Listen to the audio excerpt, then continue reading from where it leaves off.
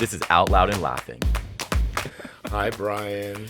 Oh, John, I'm not even going to say hi to you because you know what that looks like. I do. I know what it sounds like, too, and I'm kind of over it. So let's just dive in.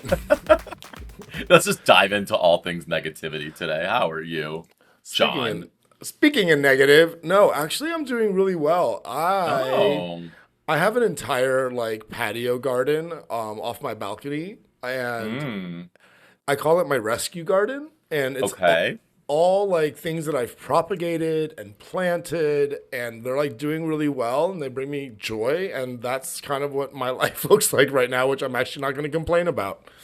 You are legit our grandmother who passed, so you are carrying the torch. Carrying the yes, I am rooting myself in her legacy. You are. Ah. Oh my gosh, how are you doing? What's going on over there? Oh, God, what's going on over here? We got some good news for Piper, or my dog. What's happening over there? So I talked about it a few episodes ago. We didn't know how she was doing, but we went to a doctor, an oncologist, and they think they can actually shrink some of the tumor in her heart and let her live a lot longer. That's like that one. That's really, really great news, actually. I was not sure what kind of news was going to come from that, so I'm really pleased to hear that. How are you feeling about it? I mean, and we don't know. Obviously, we haven't done anything yet. We're going to. We haven't done it yet, so there's still many things that can complicate it. But it was hopeful news. We were expecting the worst, so you know, we're feeling good about that. We're feeling good that, she's 11. So French Bulldog 11. We understand that we're on borrowed time, but Frenchies can live between 13 and 15 years if, God willing. And we're just like, if we can keep her alive, we can. But if she's in pain, we're not going to do that. Just like the decision you had to make with Brody. So we're like, we were of two camps. But the doctor basically said, A, I think this is treatable. This isn't uncommon. And B, she's not even in pain. She probably doesn't even know she has an issue. And we are like, okay, good. Then Yeah. let's keep her alive. Yeah, no, that's great news. I actually had a one-on-one with my deceased dog Brody last night, and I said, "You have to watch over Piper because we can't let that bitch take your death year." Oh, that's so true. Oh my God, Piper would come in and say, "Hey, Brody, one up to you." Say, "Hey guys, watch this. Hold my beer. Hold my bone." Piper No, would I'm do that really to Brody. I know that's such a Brody thing to do.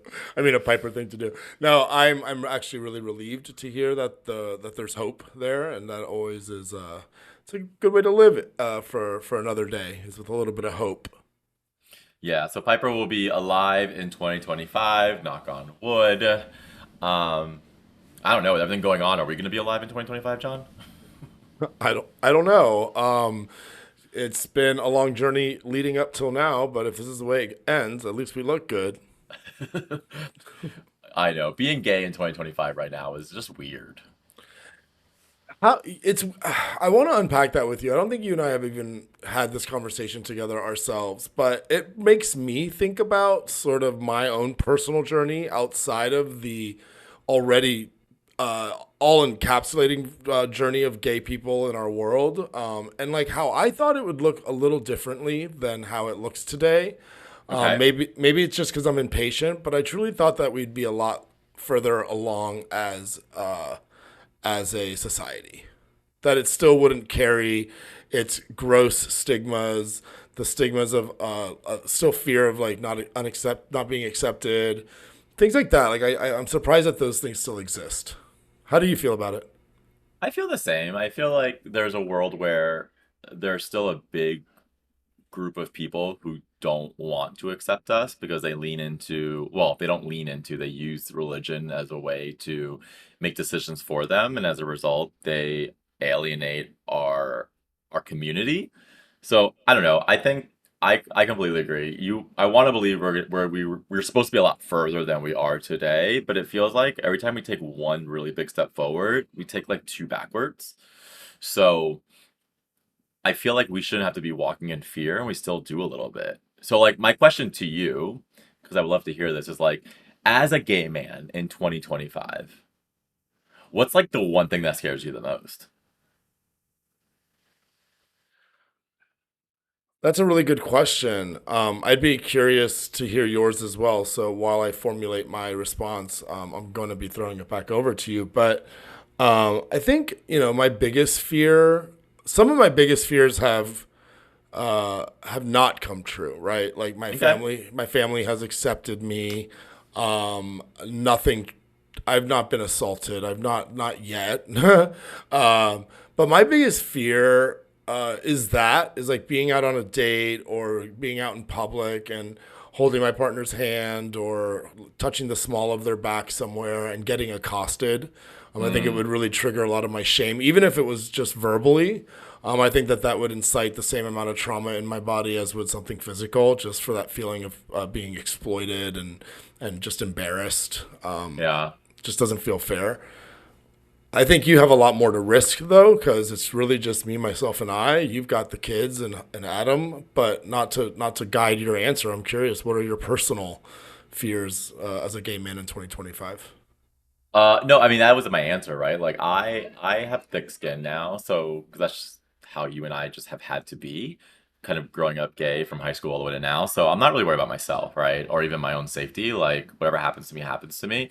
But it's more like my kids feeling this, right? Like I don't want them to have to be told that they're different or get made fun of or God forbid get hurt or as a result. And like I think people are forgetting that this hatred turns into violence, and that's my biggest fear, is that some of this violence and the rhetoric that's being caused, especially by the right side, how it's so anti-gay, is gonna affect my children, right? And I think people forget that there are crazy people out there, and they turn their being uncomfortable, they turn their hate into hurting others. And that's my biggest fear. It's just like, leave us alone.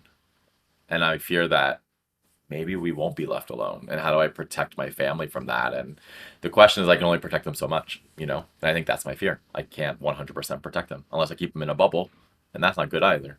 Yeah, it does the opposite. But I mean, there's like protecting them for the sake of like protecting them, and then there's protecting them based off of the sake of being scrutinized for the design of their family. Yeah. And that's not fair. And so I recently, you were talking about how crazy some of the more extreme thinkers are. And I had a neighbor over at my spot the other day, and they are MAGA. And, I try to have really I try to have conversations that help me open up sort of like perspectives and like listen so that I can learn and just expand. And I'm not kidding that the conversation got to the point where the gentleman was so angry Yeah. by all I was saying was the facts of the matter are this country was designed for and by straight white men. Fact. That's not a cast at you. Those are facts that we have to now look at how they've implicitly affected a multicultural nation. The guy got so heated. Why do I have to carry that bat? Why am I the bad guy? I'm like, you're the bad guy because you're complicit, and it's 2025, and you're still bringing up like, I mean, it wasn't even about gay people. We started talking about black people. Well, why are black people communities? I'm like, okay, we do not talk like that in my house. I had to tell him. I mean, he was shaking. So what am I Yeah. scared of? I'm scared of the fact that like somebody can like come into my house, have a conversation. It turned into an argument. Like I was actually scared that he was going to come back and do something. Yeah. I had to text him and be like, "Hey, bud, I know that we could have like these conversations, but you actually scared me that time." I mean, to the point of like grabbing his fists. And I said, "You have Yeah. to." I said, "You have to leave my house." Those are the things I'm scared of, right? Like that I can't have a conversation to help plead a case similar to you that this isn't like the life that I chose, but this is the life that I embrace holistically, and I'm going to try to like do as much as we are like this platform to pave the way for the future generations. That is quite the first date, John. And then he never called me back. So we're going out tonight. Yeah, so we have sushi in 30 minutes, gotta go. Oh gosh, I love how multicultural he is. Yeah. And how open-minded. Yeah, he's really coming around. It's been And he'll three definitely days and he'll definitely defend me if he needs to. Oh, forever. Yeah, we've known each other for 72 hours. Yeah, 72 Oh hours. yeah. Oh Yeah, my God, you're on a roll. he's the one. But no, being gay in 2025, I would say that there's a lot of negative parts, but I also think there's a lot of fun parts. I was just gonna say we should pivot Oh my gosh, because let's that's what gays pivot. do. We pivot. That's what gays do. Like when you think about when you and I were hanging out during Pride Month and stuff, like the amount of fun we had, and I think it's just we have to have fun in a safe way. Like we know what spaces we can go to, we know what communities and areas we can hang out in because we can't go everywhere and be 100% ourselves, but we found those spaces and like we had so much fun in June. We So partied so much in different with different people in different aspects and different areas, different kinds of things. But yeah. so much fun. Do you remember? Do you remember sort of like rewind almost 20 years ago? You and I are both in our like 18, 19, 20. You're at UF, I'm at UCF. I think maybe along the way we had sort of come out, or I had come out at 16. You had eight. I forget that whole thing because it was a blur. But do you remember like we started like exploring like the community that we even grew up in, like Fort Lauderdale, and started exploring gay things there together, Oh yeah. around our college towns. It's just, I don't know. It's just looking back, we have had a lot of fun and we have had a lot of safe spaces to enjoy ourselves in. Just when we used to make shirts. I was gonna say for A, to your point, like we definitely explored. I think what was fun about that age is it was pure curiosity, and we know everyone that age has curiosity, but like being a gay person in like the early 2000s, or I guess mid, I don't even know what, or 2005, let's say. Uh, yeah, we were able to just go to all these places and bars and feel empowered. Like we felt safe. That's what's weird. Like looking back, I don't know why we felt so safe, but I guess at that age you also feel untouchable. Feel invincible, yeah. But yeah, but I agree. Like you and I just like we also leaned into it. Like we always said we were going to church on Sundays, and we went Yeah. to Parliament House in Orlando, which by the way has not reopened. You and I walked by it. It's I supposed to know. reopen. But we would make shirts, and I think one year one every Sunday we made shirts, and I think one Sunday made one that said "Our God wears glitter." Yep. And are Which we we allowed should to? remake that, John. We should totally remake that. Is that going in the? Is that going in the swag shop? Yeah, has to. Okay. Are adding it Hashtag to the swag list. shop. Go shop, Yeah. guys, on our website. It's all there. The ol&l swag shop. Um, our God wears glitter, and then there was the other one. Are we allowed to say it? I forget it, so please tell me. Oh, it was the one that had our handprint on the back shoulder, and it said "fag, you're it." Oh, yes, yes. So, but we can use that word. It's our word. It's our word, yeah. Fag what? Yeah, you're it. Fag, you're it. I haven't said it once though, but I'm not in the community, so I'm being very respectful. Yeah. I'm a cool mom. Yeah. I'm not like the other moms. Um, But no, just like, and then there's a part of like being gay in 2025 is so unique to me because my best friend slash my chosen family slash my family slash you, like there aren't many people who have had sort of like the constant, the always on safe space that if I right. ever wanted to text, like you're there, vice versa. So it's been a very, I wouldn't, it's never been alone. And that's what's been kind of crazy about it. So many people do it alone. I agree. I also like for me, you don't have this experience. Well, you might, but it's just a different experience. But I like that I am treated the same as the other straight dads. I was going to ask you Like about that. I get invited to like poker night. I get invited to the dad camping trips. I when there's like parties, I don't just hang out with the moms. I get to hang out with the dads too and shoot the shit. So like, I also like that in 2025 because again, back to understanding your community. Like I live in a community that's very inclusive and more left leaning and liberal, and so none of what my being is matters to them in that they understand our struggles. They are here to listen, but they also just lean into I'm a dad, I'm a parent. And that's also nice to feel that you're not always just wearing a pure badge of honor of being the gay person, you know? So I'm sure you might have that experience with straight friends as well, but it's nice to kind of feel like it's not the only thing that is me. And I feel like that's what's changed in 2025 is it's a part of me. It's not the only thing that is me. Shout out to all of the comfortable, in their own skin, straight men, husbands, straight dads that see people for people.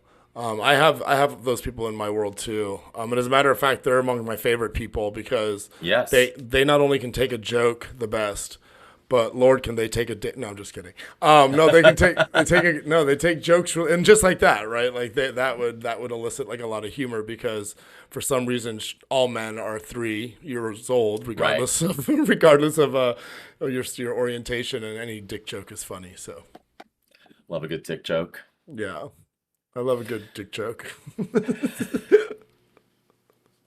But what else about being gay in 2025? Because I feel like there's so many things that we're not unpacking yet. Well, one of the things that came up in the conversation with the gentleman that I was at my house, which I just felt really insulted by, was he just kept bringing up, like, tell me what rights you guys don't have. And I'm just like, the fact that you even have to say that. Yeah. So, through a political lens, like, I think being gay in 2025 is great because of all the work that's been done. But the fact that, like, we still have to worry about lack of federal protections and that the states can rip away employment, families, and any of the other sort of unalienable rights that are afforded to other people, that kind of makes 2025 seem a little bit more like 1995. Yeah, and also like the hard part about I guess being gay in 2025 is people who aren't in our community have opinions, and they have opinions based on very little research. It's like for example, some people will say, I don't like trans because kids are being indoctrinated at school and they're changing to girls or boys without my permission. That's just false. That's Like that's false. not that's not that literally is false. You can't have that opinion. Have you talked to a trans person?